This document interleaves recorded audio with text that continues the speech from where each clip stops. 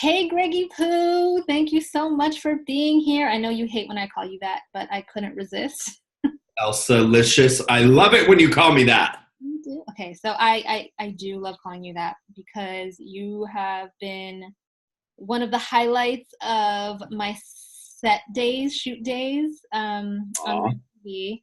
It's been about 5 years since we first met, and it's Oh, been we've lived happily ever after since. But I wanted to bring you on today because I you are this incredible celebrity hairstylist, brand ambassador, on-air beauty expert, and I, yeah, you're kind of a big deal. Just a little thank bit. you, Elsa. This is why I like to hang out with you. Well, he doesn't though, actually. This is what New York does. Okay, we live like just he's in We Queens. live 5 minutes apart and have seen each other outside of set Once. none times. No, we have once. Oh, one time when we went to karaoke, when you helped me break through my karaoke fear. Oh, was that your? That wasn't your first time. Elsa, that was the first time I've ever done karaoke in my life. He was really good too. I don't even understand that. He was so nervous. Oh, horribly nervous.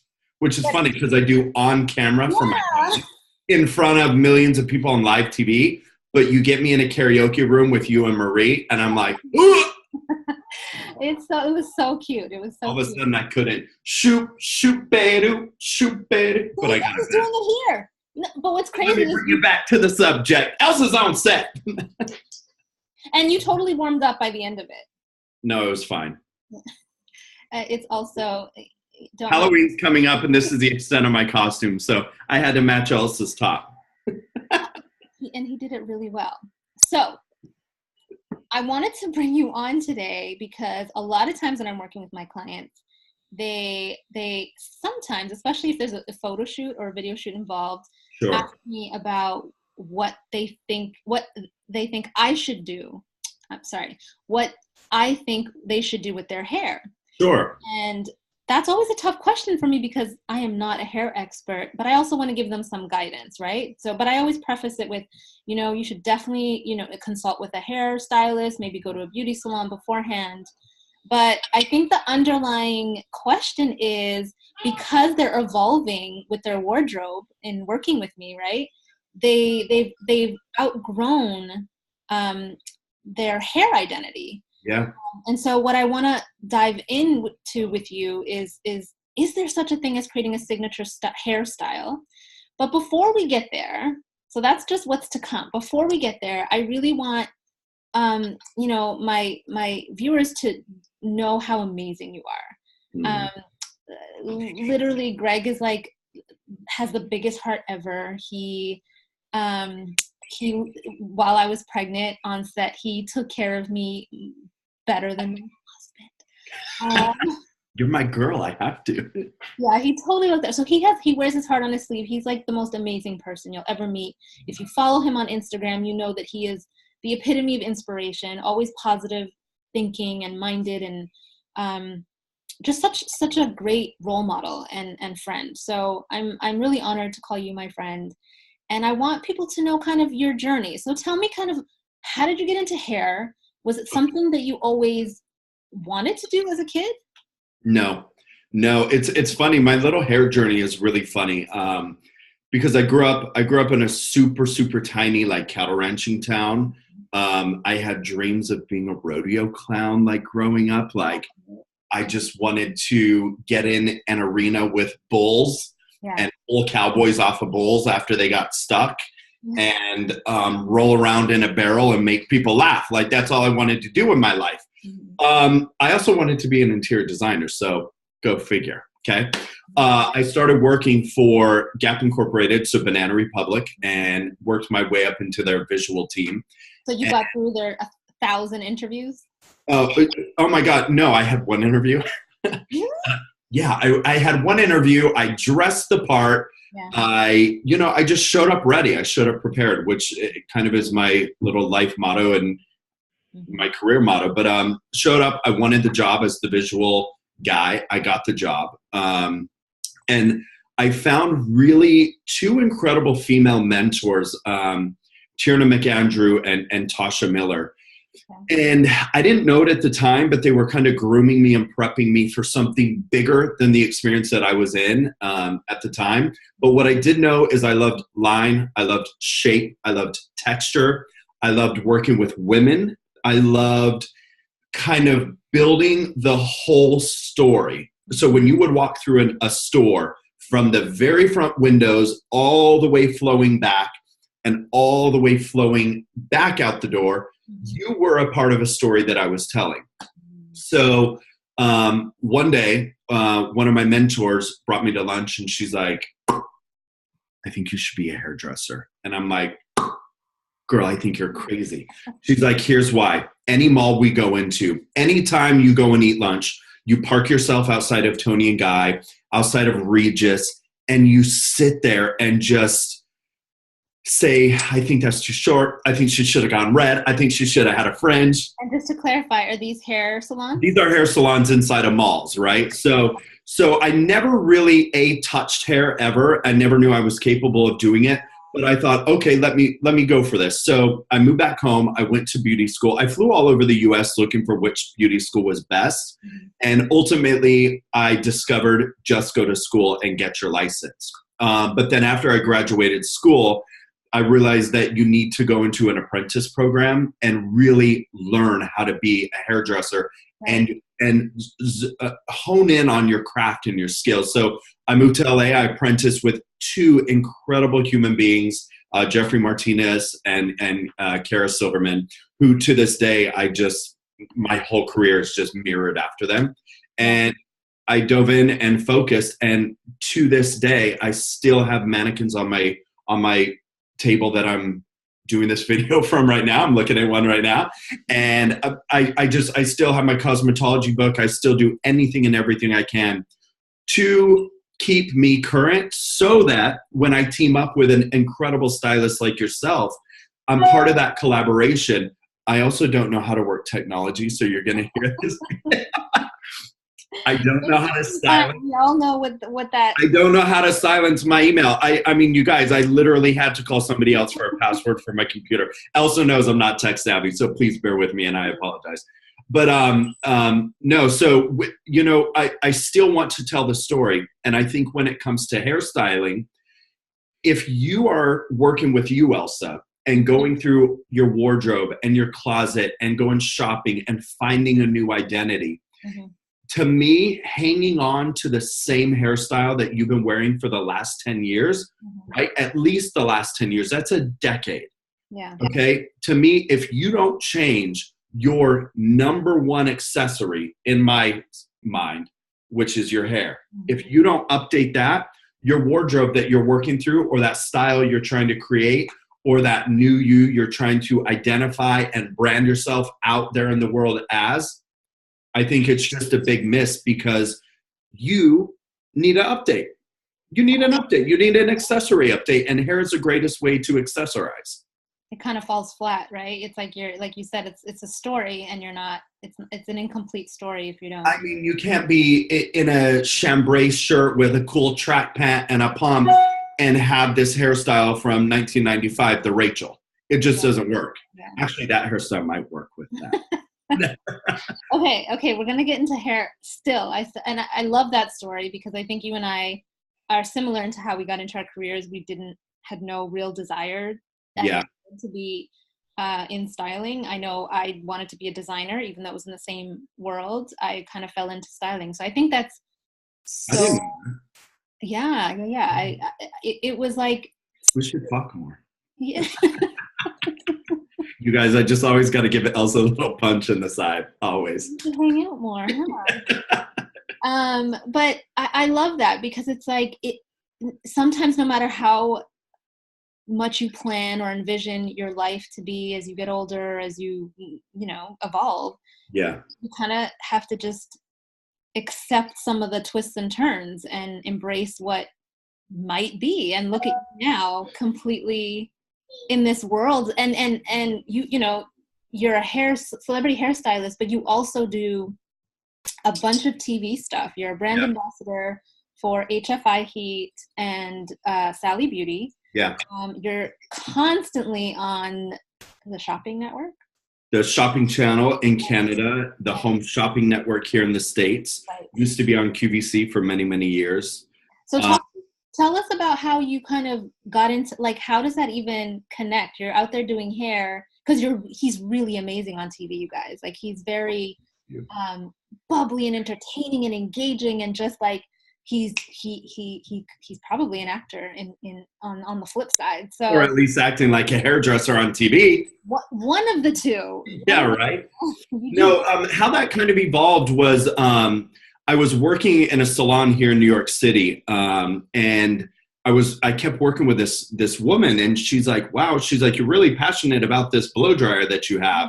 And I said, yeah, I really am. And I had no idea that she was from a company that sold this blow dryer online.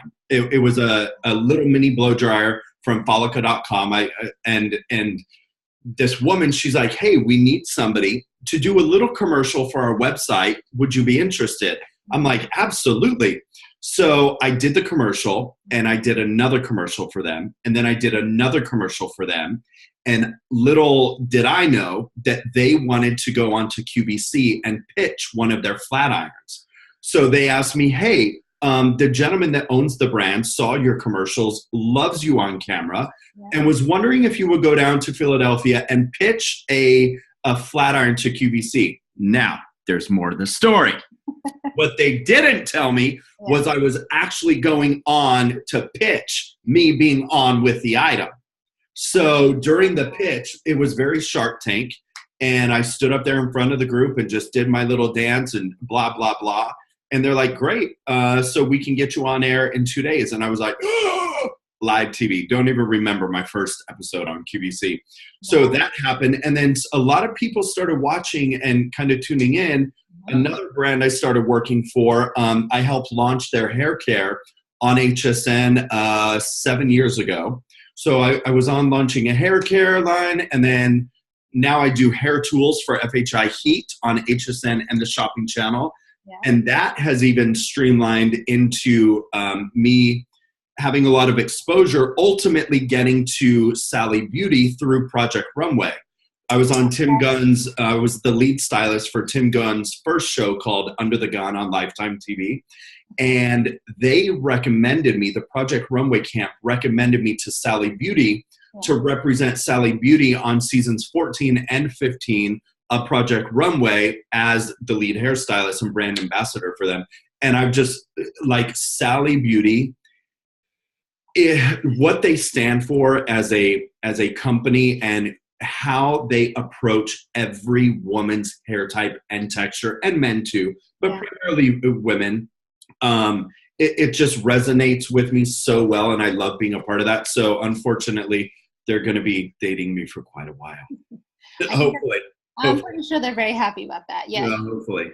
Yeah. So I love hair. I'm passionate about it. And why I love going on TV is because I get access through the television to you at home, helping you solve your problem, find problems that you're having, and offer solutions to help, including how to style your hair, including what to wear. I mean, I've styled the Oscars, I've styled the Met Gala, I've styled tons of things that are collaborative that I have to work with a full team, makeup, hair, fashion, and the total look concept. You know what I mean? So I think it's really smart, per your suggestion, to team up with your stylist, to team up with your hairdresser after discovering a new you through clothing and textile and garment, to maybe update this fabric too. You know, this is a fabric.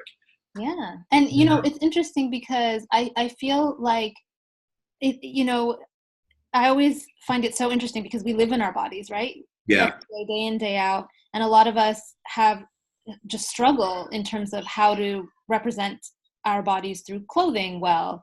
And then same thing with our hair. We literally, it's with us every moment of our lives. Of course. And we're kind of like just unsure of how to tackle the challenge of using it to really highlight who we are in the best way possible.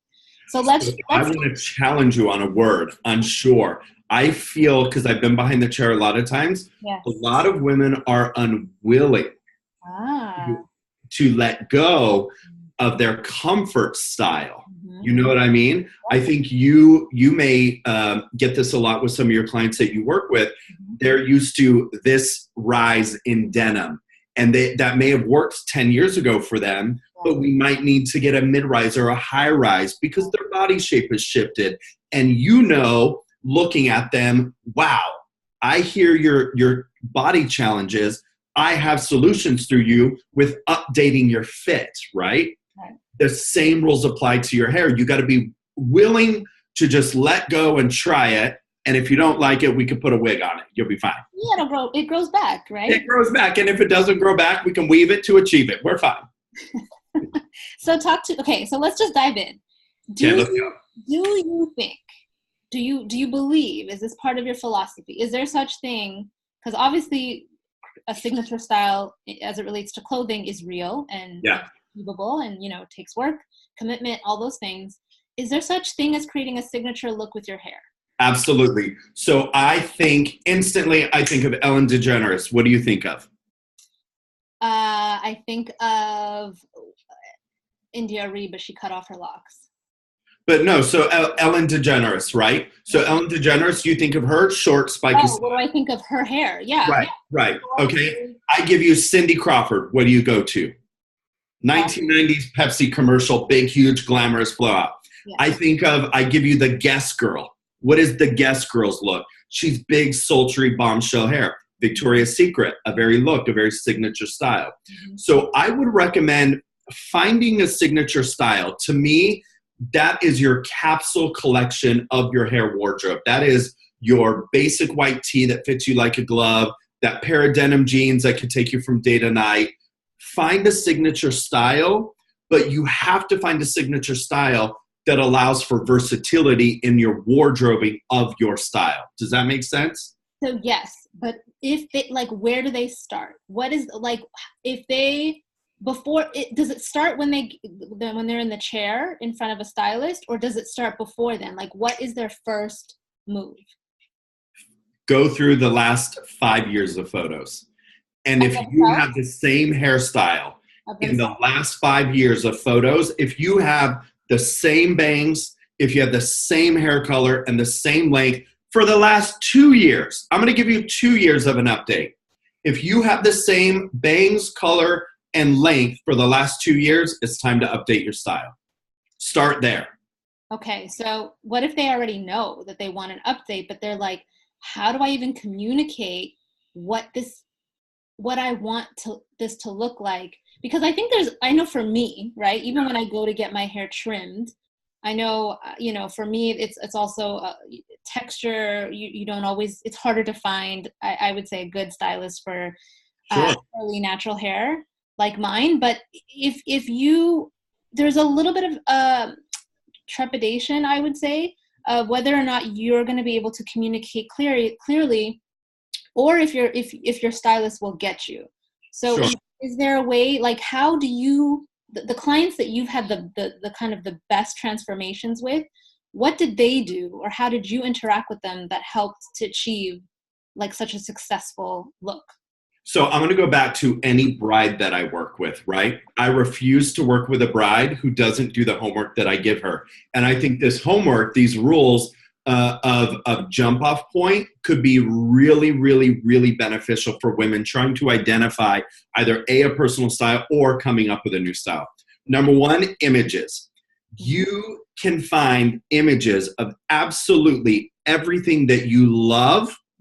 Even if you don't think it's going to look good on you, bring that image of, I love her hair. I love that color. I love that length. I love that texture. Even though I have super silky straight hair, if you see a woman with beach wavy hair, kinky, coily, curly hair, bring that image into your stylist with you, because that's part of your dream, your bucket list of what I wish I could pull out of my closet. I wish I could open up my hair closet and boom, I have her today. Yeah. We can recreate that. You know what I mean? We can give you texture. We can give you color. Also bring in images of hairstyles, of texture, of colors that you absolutely do not like. Okay. Absolutely. I absolutely do not enjoy platinum blonde hair. I absolutely do not love hair that goes past my shoulders, because I'd be willing to bet your favorite image and your least favorite image become part of your signature style. Because when you team up with a professional, a stylist who eats, sleeps, and breathes this part of business like I do, right? I have studied face shape. I've studied texture. I've listened to thousands of women say, I only have 5 to 10 minutes every day to style my hair. Perfect.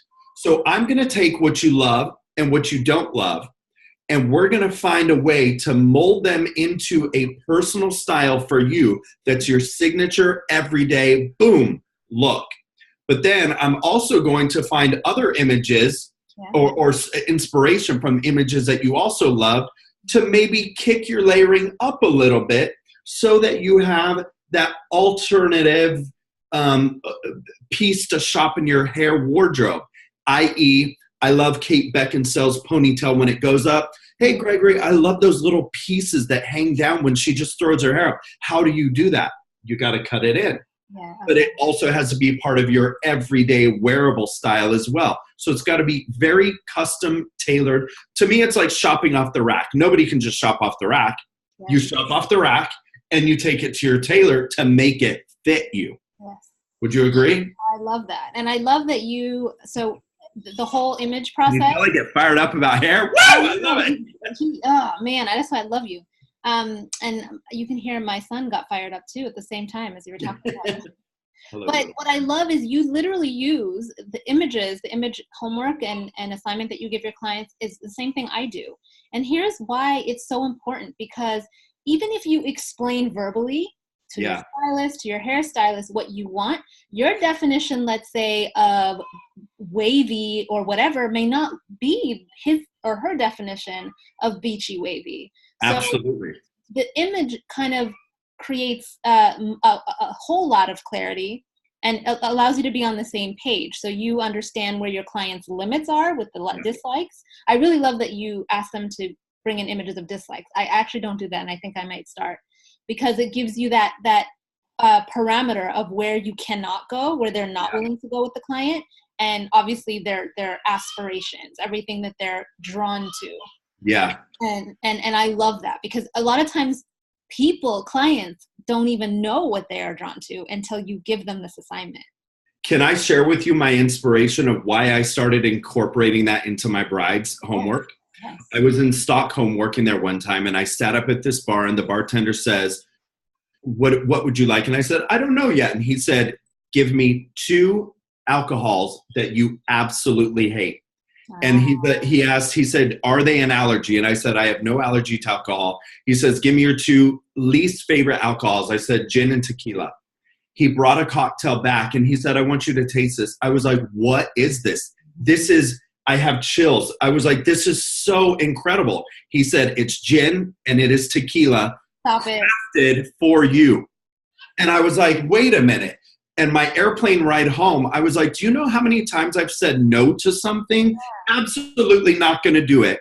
Somebody else suggested it. I opened my eyes to trying it. I opened my taste buds to letting my body experience it. And I fell in love. And now gin and tonic is my go-to cocktail. That is the best story ever. So I was like, how many times have I sat behind the chair, myself included, and said, I hate my hair longer on top.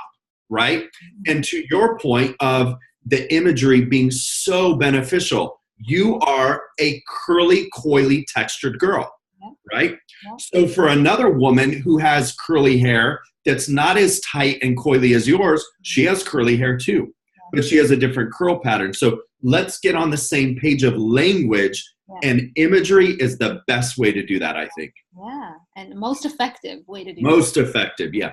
No, I love that you shared that story, because what it does is it really goes to show that, at the end of the day, you could have hated that drink, but you opened yourself up to the possibility of this person. And I think also, you trusted the person at that point. It was because that person took the time, the bartender took that time to ask you questions to delve deeper. So my follow-up question to every awesome thing that you just said was, I know that you do that, right? And I would trust you with my hair. But if you're starting, because I get this a lot in terms of like, well, how do you choose a stylist, or how do you choose a tailor that you know isn't going to botch your clothing? So, especially if you've paid lots of money for it. Sure. How is there a tip or a process that you recommend to kind of either auditioning or trying out interviewing hairstylists so that you feel good about a particular? Of course. It's called a consultation, and they're free. They're literally free. Some stylists may charge you 15 minutes for a consultation, but I would never recommend, like even brides, or even clients that come to me for the first haircut, I will book you a blowout first. If you're coming in for a haircut, you're going to have a blowout with me first, because that's going to give me 30 to 45 minutes to share time with you, to talk about your hair, so I can feel your hair and see the fabric, so I can understand your lifestyle, so I can, almost give you a non-commitment service, so that if you don't enjoy me, right? If you don't enjoy my personality, if I don't make you feel comfortable in that time that you and I hung out and you brought your images and said, hey, I'm thinking about a change. How do you feel about these? And then how do you feel about these ones over here that I don't like? Do you think any of these could work on me? And this is the first time we've ever met. What do you think would look good on me? Ask the expert. And if you don't feel comfortable with it, you may be out $35 for a blowout, or just 15 minutes of time for you and your stylist that you're auditioning. I mean, to me, it's a relationship. You know what I mean? And you want to build one of trust. So go in, reach out on social media, DM stylists that you follow. If you want a signature wave that's beach wave and ombre, find that hashtag. Find a group of stylists in your area. Like in my social media tags, I always have hashtag NYC stylist, so that you can go through that feed and find somebody that you love their aesthetic and start following their page and do your research. And then always send a nice little lovely DM of maybe a love bomb saying, hey, love your work. Just wondering if you're taking new clients, and how do you feel about taking on a new challenge or something like that? Most stylists would be like, yes, because it's good for the gram. No, I love that. And I think what was really important in what you said is really the only way to know how you kind of, interact with somebody, or if you're comfortable with somebody. I love that you said choosing kind of a non-committal service like a blowout is such a great way to kind of feel out the person and see if they can even, I think about Marie, for example.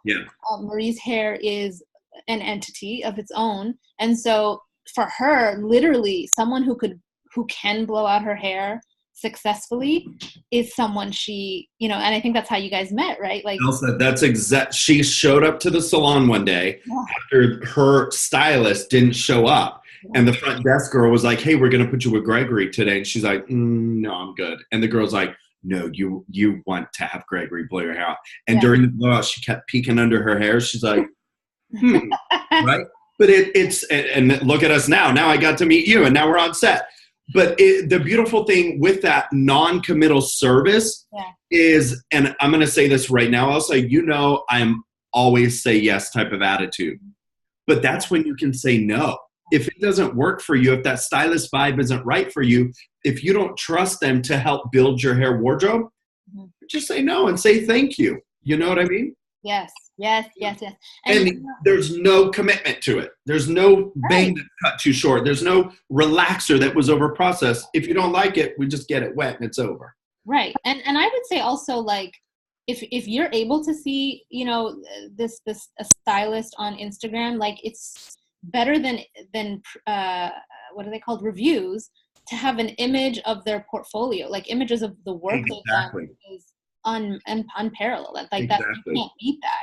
But I would say, like, one of the things I think that you have to, and you've hit on this too, but like, it is a process, you know, there is no easy magic, like, oh, I'm just going to like, even now, like Instagram message, DM Gregory and find out who he recommends in LA. Like, you have to put in the footwork and the legwork, sorry, in the beginning. I'm literally pulling up my phone right now. I want to show you, here's what happened. My best friend, Amy Pratt, moved from LA back to Dallas, right? Moved from LA back to Dallas, and she's like, who am I going to see for hair? I sent her literally into my friend Carlos in Dallas, Texas, where she just now got extensions and hair color. Because she's like, what do I do? And I'm like, I've never met Carlos in my life, but I follow him on Instagram, and I've trusted his styling capability and how he pushes his clients out further. She's never worn extensions in her entire life, but she always wants hair that goes past her collarbone. I said, Amy, your hair with your chemical process and your lifestyle will never reach that hair journey. You need extensions. Oh, I'll never get extensions. Look at her now. So she went in for a color process first and a haircut. She trusted him so much. Now she went in for another service to get the hair that she's wanted. You know? But I mean, we don't all have access to Gregory Pattersons in our life, so. But I disagree. You do. Wherever you are, you have incredible stylists in your area. You've got to do the research. You have to research that. What I'm saying is, you had researched this guy in Dallas.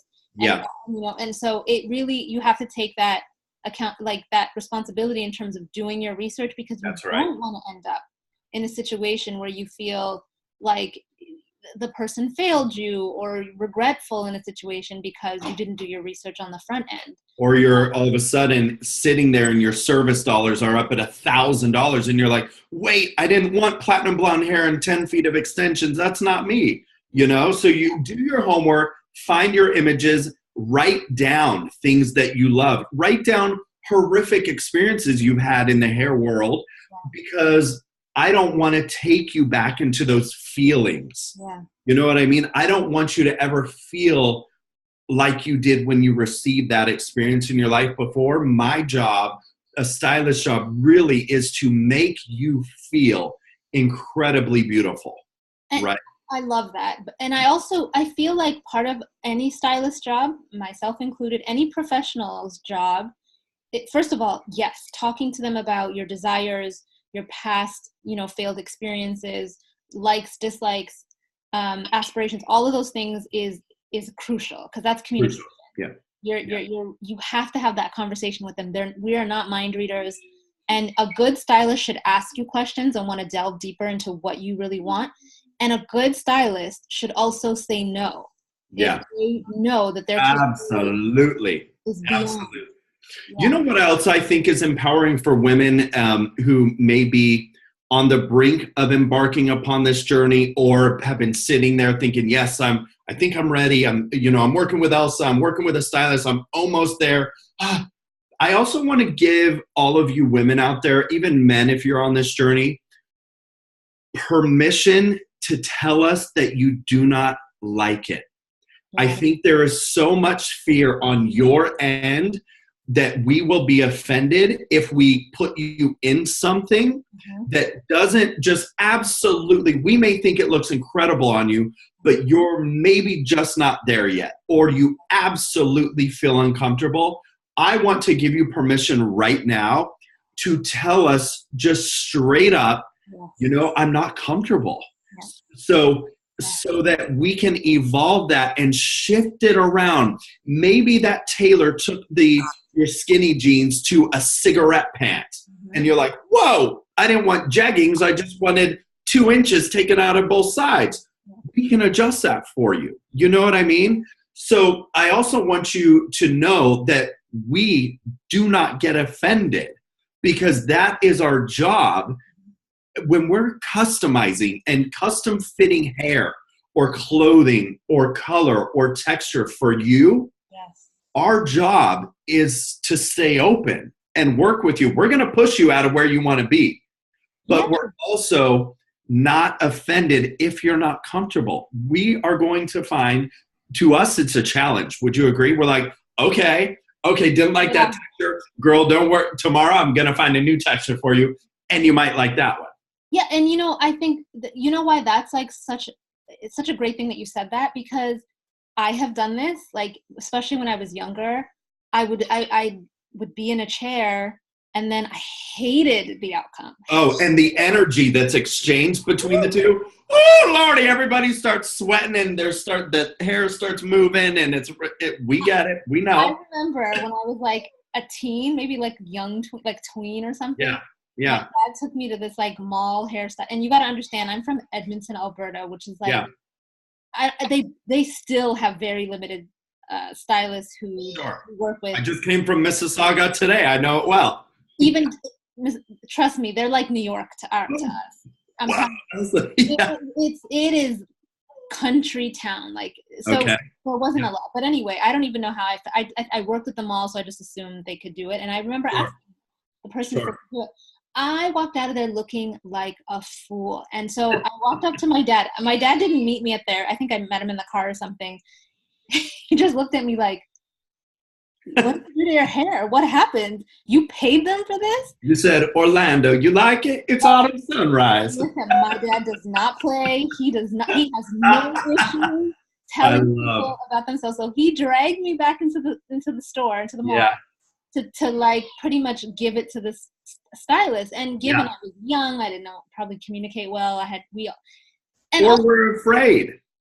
And also, the person should have told me that they actually didn't have much experience working with my hair texture. Yeah. I think what's important about this is, like, a lot of times if you communicate, hey, you know what, I'm not really loving this. I don't know what you can do to fix this. Because sometimes it may be like you can't, I don't know how fast you can change a cut or a hair color, for example.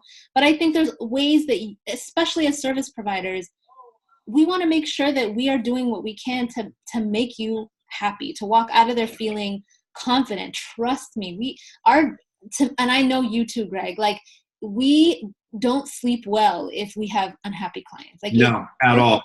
Soul, yeah. You can have a day full of 15 incredible transformations, haircuts, colors, everything, but that one that was on the fence or iffy or shed a tear is going to be your whole month. And we're going to be like, where did it go wrong? What happened? How did it jump off? Ladies, gentlemen, communication, like, I cannot express this enough.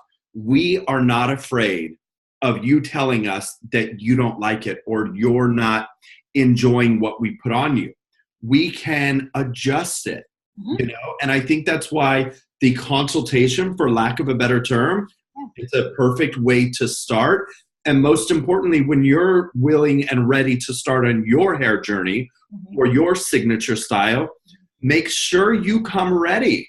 Make sure you have images of your likes and your dislikes. Make sure you have written down maybe feelings that you've experienced with an experience in the chair. And, I asked for a bang trim. I got these, Winona Ryder bangs, and I just freaked out and didn't know what to do.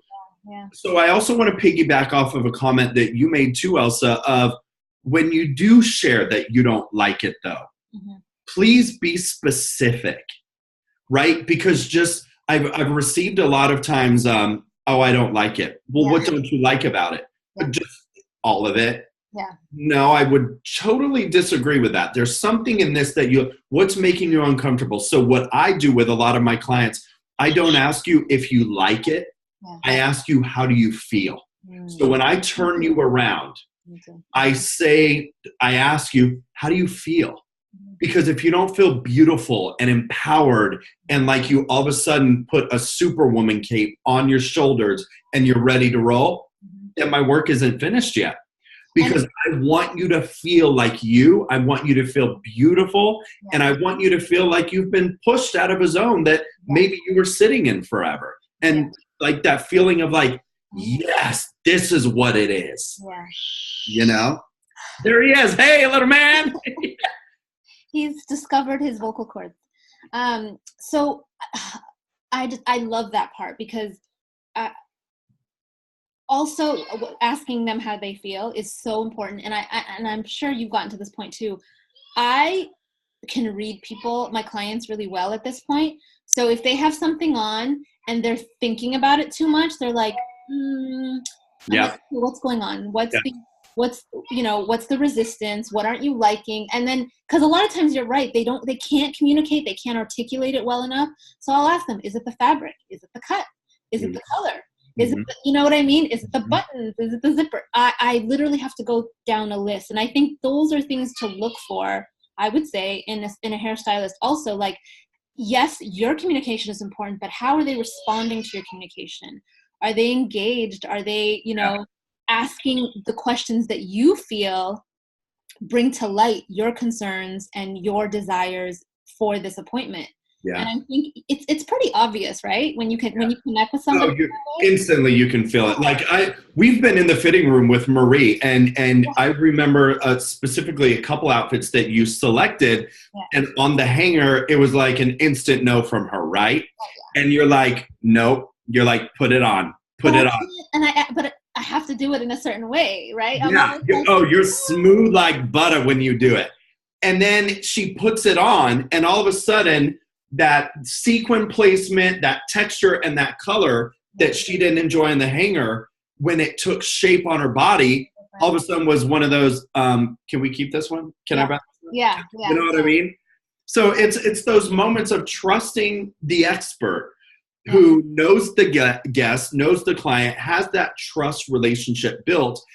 And when you're in that zone of trust and love and openness, sometimes you just got to trust the process. That is where the magic happens. So you have to trust, and then you have to leave room for evolution. Yeah. You're clearly seeking this out because you want to show up differently, and you want to, represent yourself for the woman or man you are in this moment.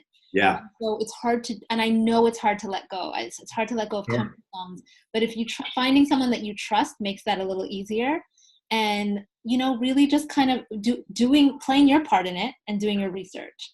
So, I mean, there are two more powerful things that I think are worth me sharing when I work with clients. And I learned this from my mom as a kid, actually. Growing up, we we grew up in athletics and playing sports, and I'd be like, oh, I can't do this. I can't do this. I can't finish the season. And she would always ask, she'd be like, oh, you can't, or you're unwilling to finish the season. And so now when I work with a guest, I can't cut my hair that short. So I ask them, you can't because I can cut it that short. Are you unwilling to cut it that short? Because that's just an ultimate no for me, right? So you switch to, I can't go blonde. Oh, I can't do a rich brunette. Look at my skin tone. Look at my eyes. You can't, or you're unwilling, because there are 50 shades of gray. So you might be wanting a rich, velvety, chocolate brownie hairstyle, but you had a hairstylist turn you brassy one time. So you can't go brown because you pull warm tones.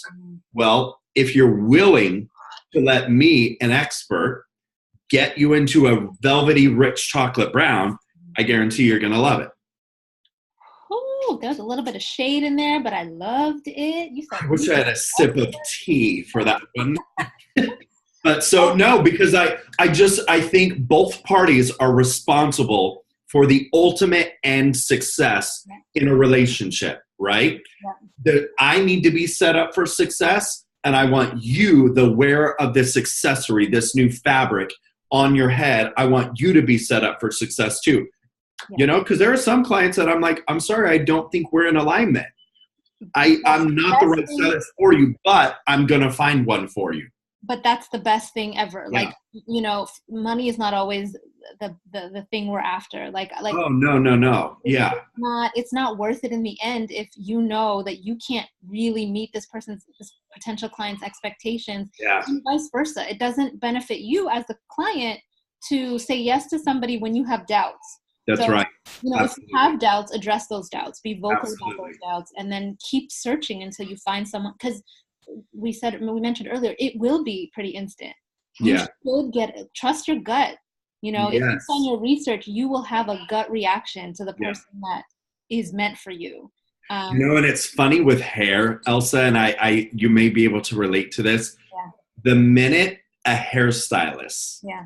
even like, so I'm thinking specifically textured hair, right? Okay. So I'm a white guy. I work with a ton of textured hair. Yeah. And I always get some resistance from my textured girls like, ooh, this white guy's going to be doing my hair. I don't know if it's going to work. The minute hands touch your hair, you know if it's a go or not, right? So follow those nonverbal cues as well, but also do your due diligence, do your homework, bring your images, do your research, do your consultation, write down your feelings of how I feel when my hair is red or how I feel when it's short, and just be willing to trust the process with the stylist that you're working with. Hallelujah. Hallelujah. Greg, I love you so much. Thank you so much for doing this. Elsalicious, anything for you and anything for your viewers that are trying to define or find a signature style. I think they're going to get so much out of this, and I know they're going to want to know where to find you. So I know where you live on Instagram, but they want to know where you live on Instagram. Are you on anything else? Facebook. I never do Facebook anymore, but I do have a Facebook hair page. But my main focus is Instagram. It's Gregory Patterson Hair. You can find me there. I love to interact DMs. I love me a DM. Yeah. And also, if you want more information, or if you're in an area where you may need a recommendation for a stylist that I may know that may help you in your journey, send me a DM. I'll send you my email, and we could work that way. Oh, you guys, first of all, that's a huge offer. Secondly, he's for real, always in his DMs. I can vouch for that. Like this, he is on it when it comes to Instagram. Yeah. I get all my Instagram advice from him, which I'm so grateful for. And website to come, I hope. Yes, I'm actually working on a website literally as we speak. That's why I had to get a computer, Elsa. I had to grow up a little bit. I don't understand how he does it. He does anything you can do from your phone. So now it takes so much longer. So I'm going to link to your Facebook page and your Instagram page in the blog.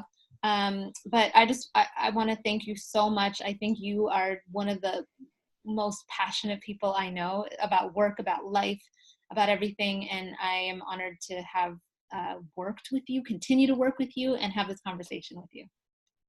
I'm speechless. I love you. Thank you, Elsa. Thank you.